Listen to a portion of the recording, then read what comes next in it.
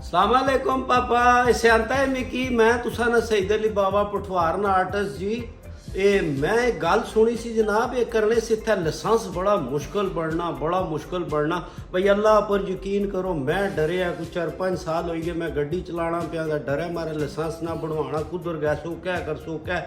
इतना मिकी पता चलिया जी 24 घंटे सर्विस भी शुरू होएगी तो लाइसेंस भी ऐसा तरह लर्निंग चिट देने। मैं हिम्मत की डरे मैं क्या जुल्लो तकड़े हैं क्या करने बल्ला जानना है को माड़े 5 मिनट लगे जी ना लर्निंग बढ़ाई गया मैं कि माड़े हत्या पर रखी ते आने जनाब जुल्लो गड्डी चलाओ। अच्छा एक गल तुसा की और बाँ जी बड़ी मजे की गल ना ये जड़ा ड्राइविंग लाइसेंस ना एक प्रोसीजर होना ना इसके उन्हें पटवारी प्रोसीजर की ना जी दौड़ लगनी ना देसी लफ्जा ये बिल्कुल ख़त्म होएगी। वो पहले आने से जी उतों गच्छो डखाने से टिकट गिनी अच्छो फिर गच्छो उतों फोटो चुकाई आओ फिर गच्छो उतों फार्म पूर कराई ते आओ फिर गच्छो फलानी जगह ते जनाब वो क्या होनी अखा चेक कराओ फिर दिल है नहीं कोई मरो दी तो चेक कराओ।